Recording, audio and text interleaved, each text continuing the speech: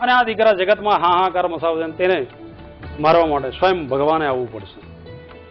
વચન ફળકથન કરશે.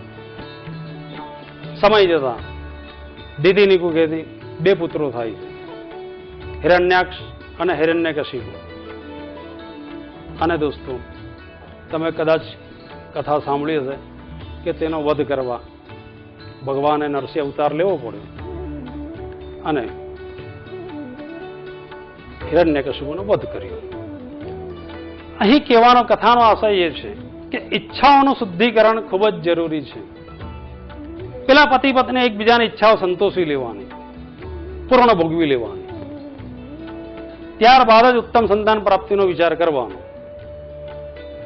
સમાજમાં એવા મેં ઘણા જોયા છે કે લગ્ન થાય છે, 4-6 મહિના થયા નથી અને બૈરાઓ શરૂ થઈ જાય છે. વહુને કઈ છે, અરે શું છે કરો છો? પેલી 20 વર્ષ એના બાપને ઘર રહી હોય અને 4-6 મહિના તમારે ત્યાં ઘરમાં સેટ થઈ નથી બરાબર. એક જીવ સેટ થયો નથી, બીજા જીવ લાવવાની વાત કરો છો. દોસ્તો, હું ના પાડું છું, કોઈ પણ નવડાને ના પાડું છું. જ્યાં સુધી તમે એકબીજાની ઈચ્છાઓ સંતોષી ના લો, એકબીજાને જાણી ના લો, એકબીજાને સમજી ના લો, ત્યાં સુધી ઉત્તમ સંતાન પ્રાપ્તિનો કોઈ પ્રયોજન કરવાનું નહીં, કોઈ આયોજન કરવાનું નહીં. આચાર્ય રજનીશે પણ આ વિશે ઘણું બધું લખ્યું છે કે જ્યાં સુધી તમારી ઈચ્છાઓ સંતોષાઈ ના થાય, પૂર્ણ સંતોષાઈ ના જાય, ત્યાં સુધી કોઈ પણ કાર્ય સફળ થતું નથી. અને દોસ્તો, પતિ પત્ની જ્યાં સુધી એકબીજાની ઈચ્છા સંતોષાઈ ના જાય ત્યાં સુધી 6 મહિના, 12 મહિના, 1 વર્ષ, 2 વર્ષ સંતાન પ્રાપ્તિનો વિચાર નહીં કરવાનો. આમ ઈચ્છાઓનું શુદ્ધિકરણ કરવાનું. ત્યારબાદ આપણે પુસ્તકમાં છે વિચાર શુદ્ધિ. આ વિચારોનું શુદ્ધિકરણ પણ જરૂરી છે. સારા વિચારો કરવાના, સત્ય વાણી બોલવાની, સારા માણસને મળવાનું, અશ્લીલ ફિલ્મો નહીં, અશ્લીલ સાહિત્યો નહીં, ખોટા માણસોને મળવાનું નહીં, લોભ લાલચની વાત નહીં કરવાની, સ્વાર્થી બનવાનું નહીં. ટૂંકમાં સત્ય વાણી, સારી વાણી, સારા આચાર વિચાર, એ રીતે વિચાર શુદ્ધિ કરવાની. આ વિચાર શુદ્ધિ કર્યા બાદ, આટલું કર્યા બાદ ગર્ભાધાન સંસ્કારમાં પ્રયાણ કરવાનું. હવે ગર્ભાધાન સંસ્કાર શું છે? તમે સંકલ્પ લીધો, દેહ શુદ્ધિ કરી, ઈચ્છા શુદ્ધિ કરી, વિચારોને શુદ્ધિ થઈ ગઈ, એટલે ભગવાનને પ્રાર્થના કરવાની કે હે પ્રભુ, હે ભગવાન, હે ઈશ્વર, અમે જે સંકલ્પ લીધો છે તે પ્રમાણેનું અમારે ત્યાં સંતાનનો જન્મ થાય. આ રીતની કરવામાં આવતી પ્રાર્થના એ ગર્ભાધાન સંસ્કાર. ત્યારબાદ પતિ પત્ની મિલન કરવું. એમાં મુહૂર્ત જોવાનું નહીં, મેં મુહૂર્ત આપ્યા છે. આમ ગર્ભાધાન સંસ્કાર મુહૂર્ત પ્રમાણે થાય, પણ તમારો સંકલ્પ મજબૂત હોય અને તમને ભગવાનમાં અતૂટ શ્રદ્ધા હોય એટલે એ આત્મા એ શુભ મુહૂર્તમાં જ આવશે. છતાં પુસ્તકમાં જોઈ લો, તિથિ વાર જે સારા હોય, સમજણ પડે એટલું મુહૂર્ત સાચવવાનું. બાકી કોઈ ટેન્શન નહીં પડવાનું, વેમ નહીં કરવાનો કે અમે આ મુહૂર્તમાં નહીં. ગર્ભાધાન સંસ્કારમાં કોઈ મુહૂર્ત નથી, વાર જોઈ લેવાનું. ત્યારબાદ આવે પુંસવન સંસ્કાર. પુંસવન સંસ્કાર એટલે ઘણા લોકો પુત્ર ઉત્પન્ન કરવાની વિધિ પણ કહે છે, પણ અહીંયા પુત્ર ઉત્પન્ન કરવાની વિધિ એવું નથી. અહીંયા ગર્ભમાં જે જીવ આવ્યો છે તે સારો બને, સંસ્કારી બને, તેજસ્વી બને, ઓજસ્વી બને, રૂપવાન, ગુણવાન, સુંદર બને, તે પ્રમાણે કરવામાં આવતી પ્રાર્થના તેને કહેવાય પુંસવન સંસ્કાર. અને ભગવાનને પ્રાર્થના કરીએ એટલે પ્રથમ ગણપતિજી આવે, હાથ જોડીને ગણપતિજી નમસ્કાર કરવાના, પ્રાર્થના કરવાની, મંત્ર બોલવાના. ઓમ ગણાનાન્વા ગણપતિગમ હવામહે પ્રિયાણાન્વા પ્રિયપતિગમ હવામહે નિધિનાન્વા નિધિપતિગમ હવામહે વસો મમ આહમ જાની ગર્ભધમ ત્વમ જાસી ગર્ભધમ. ગણપતિજીને પ્રાર્થના કરવાની, હે પ્રભુ, હે ગણપતિજી દેવતા, તમે ગર્ભમાં સર્વ જીવોની રક્ષા કરી છે, મારા ગર્ભમાં પણ મારા જીવની રક્ષા કરજો. ત્યારબાદ વિષ્ણુ ભગવાનને પ્રાર્થના કરવાની, હાથ જોડવાના, નમસ્કાર કરવાના, ધ્યાન ધરવાનું અને પુરુષ સૂક્તમનો પાઠ વાંચવાનો. હરિ ઓમ સહસ્રશિરેખા પુરુષ સહસ્રાક્ષ સહસ્રપાત સભૂમિગું સર્વત સ્પૃત્વા તતિષ્ઠ સંગુલમ. 16 મંત્રો વાંચવાના, પુસ્તકમાં આપ્યા છે. પ્રાર્થના કરવાની કે હે પ્રભુ, હે ભગવાન વિષ્ણુ દેવતા, મારા ગર્ભની અંદર પણ મારા સંતાનનું પાલન પોષણ સારું થાય. અને દોસ્તો મિત્રો, પુરુષ સૂક્તમ વાંચો, સાથે સાથે શ્રી સૂક્તમ પણ વાંચવાનો. તેનાથી ઘરમાં લક્ષ્મીની વૃદ્ધિ રહેશે, લક્ષ્મીની સારી આવરદા, ધન ધાન્ય વૃદ્ધિ રહેશે. એટલે શ્રી સૂક્તમ વાંચવાનો. હરિ ઓમ હિરણ્યવર્ણમ હરિણીમ સુવર્ણ રજત સ્રજામ ચંદ્રમ હિરણ્મયીમ લક્ષ્મીમ જાત વેદો આવહ. આ રીતે શ્રી સૂક્તમના પણ 16 મંત્રો વાંચવાના, જે મેં પુસ્તકમાં આપ્યા છે. ત્યારબાદ તમારે ઉગતા સૂર્યને નમસ્કાર કરવાના, જળ ચડાવવાનું અને મંત્ર બોલવાનો. ઓમ રીમ સૂર્યાય નમઃ. ઓમ રીમ દ્રોણિ સૂર્ય આદિત્ય શ્રીમ. ઓમ વિશ્વાનિ દેવ સવિતર દુરિતાની પરાશુવ યદ ભદ્રમ તન્ન આશુવ. આકૃષ્ણેન રજસા વર્તમાનો નિવેશ્યન મૃતમ મર્તંચ હિરણ્યયેન સવિતરથેન દેવો જાતિ ભુવનાની પશ્યન. સૂર્યનારાયણને પ્રાર્થના કરવાની કે હે ભગવાન સૂર્યનારાયણ દેવતા, યશમાન કીર્તિ પ્રતિષ્ઠા આપના ગુણધર્મો છે. આપણા ગુણધર્મો સાથે જેવો આપનો ઉદય થાય એવો ગર્ભમાં મારા બાળકનો વિકાસ થાય, ઉદય થાય. ત્યારબાદ રાત્રે ચંદ્રના દર્શન કરવાના, ચંદ્ર દેવતાને નમસ્કાર કરવાના. ઓમ સોમાય નમઃ. પ્રાર્થના કરવાની કે આપણા જેવું શાંત, સુંદર, શીતલ, સૌમ્ય મારું પણ સંતાન થાય. આ કરવામાં આવતી પ્રાર્થના એટલે પુંસવન સંસ્કાર. સીમંતોનયન સંસ્કારમાં 5 સૌભાગ્યવતી સ્ત્રીઓ ગર્ભવતી સ્ત્રીનો ખોળો ભરે તેને કહેવામાં આવે છે. હવે આની પાછળનો મૂળ આશય એ છે કે એક તો નવા જે ગર્ભવતી માતા બને તેને ડર હોય છે કે પ્રસૂતિ કઈ રીતે થશે. એટલે આ 5 નારીઓ એને આશ્વાસન આપે, વિશ્વાસ આપે અને બીજા આશીર્વાદ આપે છે અને ઘણી બધી માહિતી આપે છે. આ દરમિયાન ઘરમાં પણ કૌટુંબિક વાતાવરણ સારું બનાવવામાં આવે, ખુશનુમા બનાવવામાં આવે છે. એનો આ બીજો આશય છે. આ રીતે સીમંતોનયન સંસ્કાર કરવામાં આવે છે. ત્યારબાદ આપણે પુસ્તક પ્રમાણે આહારનું છે. અહીં ગર્ભવતી મહિલાએ પોતાના શરીર ઉપરાંત બાળક પણ પોષણ મેળવે તેવો આહાર લેવો જોઈએ. એટલે કે આહારમાં થોડીક માત્રા વધારવી જોઈએ. ધીમે ધીમે આહાર 4-5 વાર ખાવું જોઈએ દિવસમાં અને વિટામિન યુક્ત ખાવું જોઈએ. હવે એ ઘણું બધું પુસ્તકમાં લખ્યું છે, એ તમારે જાણી લેવાનું. ત્યારબાદ આવે છે ગર્ભસ્થ માતાની જવાબદારી. બહેનો, ખૂબ જ અગત્યનો વિષય છે, ટોપિક છે, સાંભળવા જેવો છે.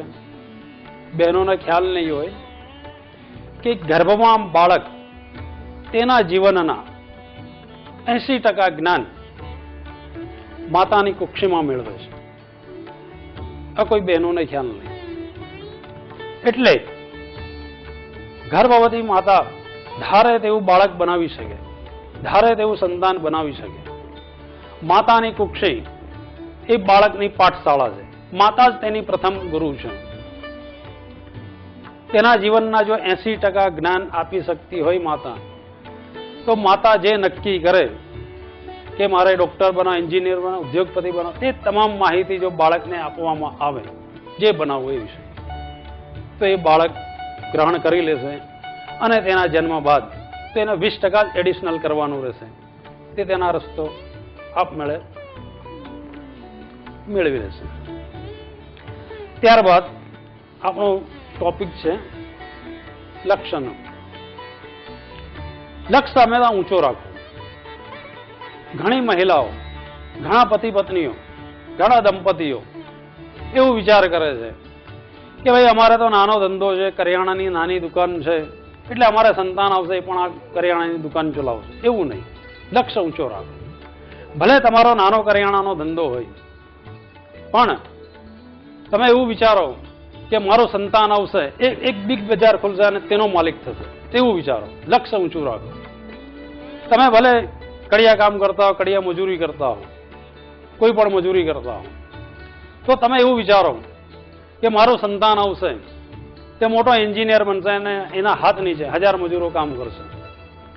લક્ષ્ય હંમેશા ઊંચું રાખવાનું. તમે ક્યાં છો એનાથી કોઈ નિસ્બત નથી. નરેન્દ્ર મોદીને કયા મિલ માલિકના ઘરે તેનો જન્મ થયેલો, કયા શ્રીમંત કુટુંબ પરિવારમાં તેમનો જન્મ થયેલો. નાનું વડનગર, નાનું ગામડું અને ઠેકાણા વગરની શાળા, કોઈ પણ સુવિધા વગર સરકારી શાળામાં ભણતર. ક્યાં છે? દેશના વડાપ્રધાન, વિશ્વમાં જાણીતા. અને એટલું ઓછું હોય તેમ ગમે તે સફળ વ્યક્તિની પાછળ પત્નીનો હાથ હોય. આ વ્યાખ્યા આખી બદલી કાઢી. તેના 64માં જન્મદિવસે મને પેપરમાં જાણવા મળેલું કે નરેન્દ્ર મોદીએ રાજકારણના ભેદ ગર્ભમાં જાણ્યા હતા. એટલે મિત્રો, લક્ષ્ય હંમેશા ઊંચો રાખવાનું. તમારું લક્ષ્ય ઊંચું જ રાખવાનું. ત્યારબાદ પતિ પત્નીએ જેવો સંકલ્પ કર્યો, જેવો વિચાર કર્યો કે મારે ડોક્ટર બનાવો, એન્જિનિયર બનાવો, ઉદ્યોગપતિ બનાવો, વેપારી બનાવવો છે, તમે જે સંકલ્પ લીધો બાળકને જે બનાવવાનો, તે પ્રમાણેની તમામ માહિતી એકઠી કરવાની અને તે વિશે ચર્ચા કરવાની. જો તમે શિક્ષિત ના હો તો બીજા જોડેથી આ શિક્ષા મેળવી શકો, બીજા જોડેથી સાંભળી શકો, પણ એ રીતેની એ વિશેની તમામ માહિતીઓ આપવાની. ત્યારબાદ આગળ કૌટુંબિક વાતાવરણ. આ કૌટુંબિક વાતાવરણ ગર્ભસ્થ બાળક પર ખૂબ જ અસર કરે છે અને દરેક કુટુંબમાં સાસુ વહુના ઝઘડા જોવા મળે છે. મને એક મારા સંબંધીની વાત યાદ આવે છે. વર્ષો પહેલા હું મારા એક સંબંધીના ત્યાં ઘરે ગયેલો અને પુત્ર અને પુત્રવધુ હતા. પુત્રવધુને સારા દિવસો જતા હતા, ગર્ભવતી હતી. મેં પૂછ્યું કે મમ્મી પપ્પા ક્યાં ગયા? એટલે એમને જણાવ્યું, પુત્રવધુએ કીધું કે મમ્મી બાજુમાં ભાગવત કથા ચાલે છે, ભાગવત કથા સાંભળવા ગયા છે. એટલે મને પાછું પુત્રવધુએ સામે વધુમાં જવાબ આપ્યો કે મહારાજ અંકલ, આ ભાગવત કથા 7 દિવસની જ કેમ હોય છે? મહિનાની કેમ નહીં હોતી? 2 મહિનાની કેમ નહીં હોતી? એટલે મને એમ થયું કે દીકરીને સારા દિવસો છે અને આ સમય સારું વાંચન કરવું જોઈએ. તો મેં એને સલાહ આપી કે જો બેટા, ભલે ભાગવત સપ્તાહ 7 દિવસની હોય, પણ આ સમય દરમિયાન તમારે ભાગવત પુરાણ ઉપરાંત ભગવદ્ ગીતાનું વાંચન કરવું, રામચરિત માનસનું વાંચન કરવું, સારા સારા ધાર્મિક ગ્રંથોનું વાંચન કરવું, તો આવનાર બાળક માટે સારું રહેશે. એટલે પુત્રવધુએ જવાબ આપ્યો, અંકલ હું મારી વાત નથી કરતી, મારી સાસુની વાત કરું છું. તે ઘરમાં 3-4 કલાક બહાર રહે છે ને તો ઘરમાં શાંતિ મળે છે. ઓહો, એમ છે. એટલે મને એમ થયું કે લાવો હું સંબંધી સાસુને પણ સમજાવીને જાઉં. જ્યાં ભાગવત કથા ચાલતી હતી એ સ્થળે હું ગયો, સંબંધીને મળ્યો, રામાશ્યામા કર્યા અને મેં જણાવ્યું કે તમારે પુત્રવધુને સારા દિવસો જાય છે, આ સમય દરમિયાન તમારે ઘરમાં શાંતિ રાખવી, હસી ખુશી વાળું વાતાવરણ રાખવું એટલે આવનાર બાળક પર તેની સારી અસર પડશે. એટલે સંબંધી સાસુ તો ઘણા ઉગ્ર થઈ ગયા. આ તો પુત્ર વધુના લક્ષણ જ એવા છે. જે કોઈ મહેમાન આવે એટલે સાસુની ખોદણી કરવાનું ચાલુ કરી દે છે. ઘરે જવું એટલી વાત. એટલે મને એમ થયું કે મારા લીધે પાછો ઝઘડો થશે. એટલે મેં કીધું કે જો ભાઈ, આ બંનેને મેં સાચી સલાહ આપી છે. તમે લો ના લો તમારી ઈચ્છા, પણ મારા લીધે જો તમે ઝઘડો કરતા હોય તો આજ પછી હું તમારા ઘરે નહીં આવીશ. મેં પણ ધમકી આપી દીધી. ત્યારબાદ 5-7 વર્ષે હું એ જ ઘરે પાછો ગયો અને એ જ નાનું બાળક ત્યાં રમતું હતું, તોફાન કરતું હતું, રાગ દ્વેષ વાળું હતું, તોફાન કરે. અને એ સાસુ દાદી બનેલા પોતાના પુત્ર કે બેટા તોફાન ના કરીશ, માને નહીં, સાંભળે નહીં. અને એ દરમિયાન એની પુત્ર વધુ આવી અને દાદીએ એની કીધું પુત્ર વધુ કે કેવા સંસ્કાર આપ્યા છે આ બાળકને. દોસ્તો, એ પુત્ર વધુ બોલે એની પહેલા તો 5-7 વર્ષના બાળકે જવાબ આપ્યો દાદીને કે તમે કેવા સંસ્કાર આપ્યા છે તમારા બાળકને. એવું ઘણું બધું કીધું. ત્યાર પછી એ સંબંધી સાસુએ મને જવાબ આપ્યો કે ભાઈ, તમે આવેલા સંસ્કારનું સમજાવવા, એ વખતે હું પણ સમજી ના શકી, પણ તમે આ જ વસ્તુ જો પુસ્તકમાં લખીને સમાજમાં આપશો તો સારું થશે. આ એની જ પ્રેરણા છે કે હું આજે આ પુસ્તક લખી રહ્યો છું અને તમારી સામે રજૂ કરી રહ્યો છું. મારી દરેક સમાજને હાથ જોડીને વિનંતી છે કે તમારી બહેન દીકરી, દેરાણી જેઠાણી કોઈ પણ ગર્ભવતી બને તે દરમિયાન ઘરમાં હસી ખુશી વાળું વાતાવરણ બનાવવું જોઈએ, આનંદ ઉત્સાહ વાળું વાતાવરણ બનાવવું જોઈએ. જો પરિવાર અત્યારે આને સાચવશે તો આવનાર સમયમાં આ સંતાન પરિવારને સાચવશે. ત્યારબાદ આવે ટેલિવિઝનની અસર. હવે અહીંયા ગર્ભવતી મહિલાને ટીવી જોવાનું સદંતર બંધ એટલે આ સજા કહેવાય. સિરિયલ વગર તો ચાલે નહીં. એક પણ એપિસોડ છોડવા નથી.